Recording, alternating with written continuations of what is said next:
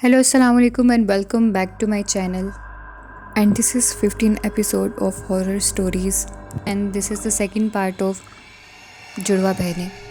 और कल हमारी कहानी यहाँ तक ख़त्म हुई थी कि किस तरह से समन सो रही थी और उसके साथ क्या मामला पेश आए. तो चलिए बिना किसी देरी के पार्ट को स्टार्ट करते हैं और देखते हैं कि अमन के साथ क्या बनता है. एक दिन समन सो रही होती है कि वो सोए हुए रोने लगी. जब उसके शौहर ने उसको हिलाया तो वो उठकर बेड से नीचे जंप करके बैठ गई और हंसने लगी. अहमद ने पूछा कि समन पागल तो नहीं हो गई, तुम क्या कर रही हो आधी रात को ये सब. कुछ देर के बाद वो सोचने लगा कि शायद उसको कोई दिमागी मसला हो गया है. फिर वो मुंह नीचे करके बैठ गई. अहमद ने आवाज़ें दी मगर उसने जवाब नहीं दिया. जैसे वो उसके पास जाने के लिए आगे बढ़ा तो वो तेज़ी से उठकर साइड पर हो गई और उसका जिस्म मुड़ गया. एकदम से वो उसके पाँव हाथों के बल ज़मीन पर बैठ गई. अहमद खौफ के मारे बुत बनकर वहाँ पर खड़ा रहा. इतने में फजर की अजानों की आवाज़ आने लगी और समन बेहोश हो गई. अहमद पहले तो डर के मारे उसके पास नहीं जा रहा था. फिर वो आयतल कुर्सी पढ़ता हुआ हिम्मत करके उसके पास गया. उसने समन को उठाया. अब समन को सोए पड़े दौरे पड़ने लगे. वो उसको दम वगैरह भी करवाता था मगर उसको कोई आराम नहीं आ रहा था. फिर एक दिन अहमद खाना खा रहा था कि समन उसके सामने आकर खड़ी हो गई और उसको देखने लगी. उसके बाद एकदम से उसने अपने शौहर पर हमला कर दिया, उसका गला दबा दिया और कहने लगी कि दूर चला जा समन से वरना मर जाएगा, मैं मार दूंगा तुझे. समन के अंदर का वो अमल की वजह से जो जिन आया हुआ था वो बोल रहा था. जैसे ही उसके शौहर ने वो तावीज़ जो समन के गले में था खींचा तो समन को कुछ होश आया और उस वक्त के लिए वो चीज़ें उसमें से चली गईं. अब अक्सर अहमद समन से डरने लगा था. उससे ज़्यादा बात भी नहीं करता था. समन बहुत उदास रहने लगी. उसकी ये हालत देखकर अमन को बहुत सुकून मिलता था. एक दिन समन को लेकर अहमद एक शहर के नामवर मौलाना साहब के पास जाता है और कहता है कि मेरी बीवी के साथ ये मामलात हैं, आप कुछ कीजिए. तो उन्होंने हिसाब लगवा कर कहा कि आपकी बीवी पर काला जादू किया गया है और कोई इसको जान से मारना चाहता है और कोई है जो तुम दोनों के रिश्ते से खुश नहीं है. वो चाहता है कि तुम्हारी बीवी या तो पागल हो जाए और तुम उसे छोड़ दो या वो मर जाए. समन सोचने लग गई कि आखिर ऐसा कौन है जो इतनी दुश्मनी करता है. एक मिनट के लिए उसके जहन में उसकी बहन का नाम आया मगर उसने खुद ही गलत कहकर वो ख्याल झटक दिया. मौलाना साहब ने कहा कि बेटा तुम्हारे ऊपर किसी अपने ने ही वार किया है और ये तुम्हें बहुत जल्द पता चल जाएगा वो कौन है. उसका तरीका ये है. फिर मौलाना साहब ने समन को तावीज़ दिया और कुछ वजीफ़े भी बताए कि 3 दिन रात को ये पढ़ो और सो जाओ. तीसरी रात जो भी होगा तुम्हारे ख्वाब में तुम्हें इशारा मिल जाएगा. अब वजीफ़े को 3 दिन गुजर गए. अब आखिरी रात थी. आज रात सब सामने आ जाना था. तो सोते हुए समन ने वजीफ़ा किया और उसके जहन में कुछ चीज़ें चल रही थीं. वो दुआ कर रही थी कि उसकी बहन ना हो इस सब के पीछे. खैर वो इतना कुछ सोचकर अपने आप को ही बुरा कहने लगी कि वो ऐसे कैसे अपनी बहन के बारे में सोच सकती है. इतने में अहमद के नंबर पर उसकी साली यानी अमन का फ़ोन आने लगा. रात के तकरीबन 10 बज रहे होंगे. समन और अहमद हैरान तो होते हैं कि ये इस वक्त क्यों फ़ोन कर रही है.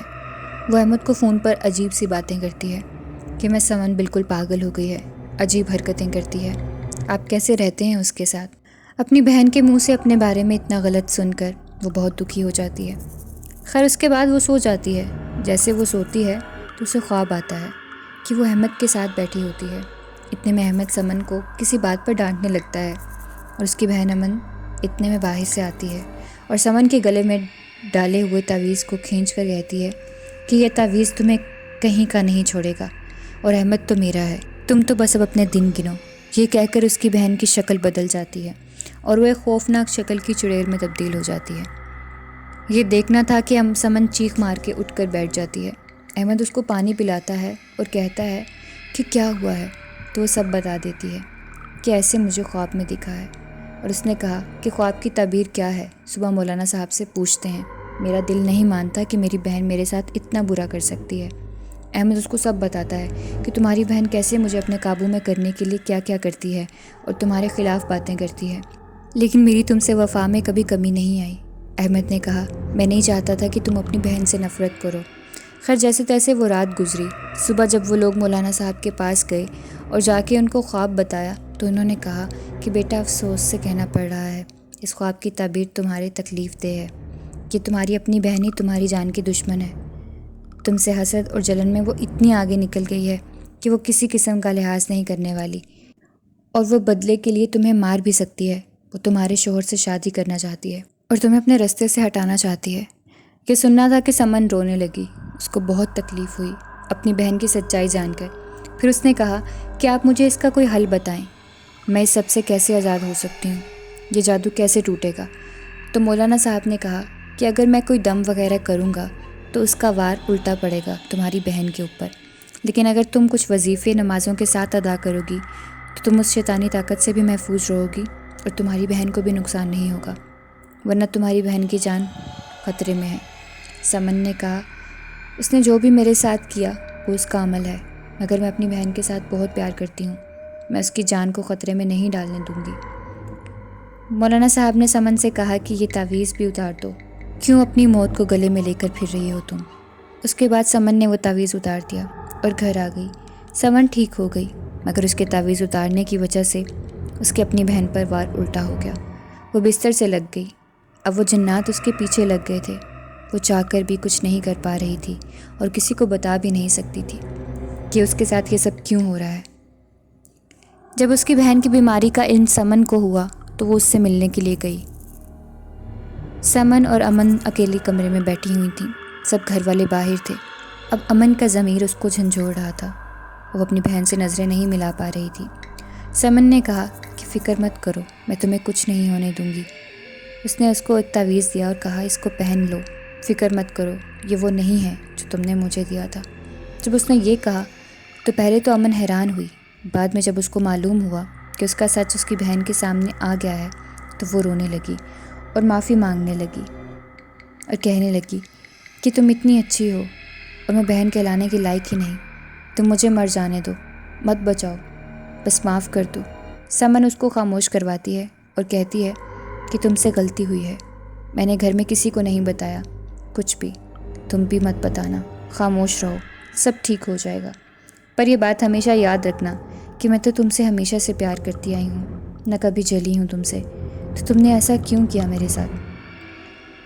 خیر امن سمن سے معافی مانگتی ہے اور وہ اس کو دم والا پانی پلاتی ہے اور پہننے کے لیے تعویذ بھی دیتی ہے۔ اس کے بعد اس کا جادو ٹوٹ جاتا ہے۔ اثر ختم ہوتے ہی امن نارمل ہو جاتی ہے اور اس کے بعد وہ شرمندہ بہت ہوتی ہے اور یہ جان جاتی ہے کہ وہ کتنی بڑی غلطی کر رہی تھی۔ اس کے بعد وہ دونوں بہنیں پیار سے رہنے لگتی ہیں۔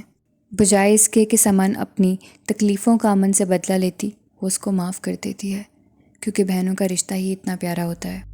سو yeah, that's it for today's video. I hope آپ کو یہ کہانی پسند آئی ہوگی۔ اگر آئی ہے تو go and subscribe my channel for more such horror content. And hit the bell icon so you never miss any update from my channel. ملتے ہیں دوبارہ کسی نئی کہانی کے ساتھ، تب تک کے لیے اپنا رکھیں خیال۔ اللہ حافظ۔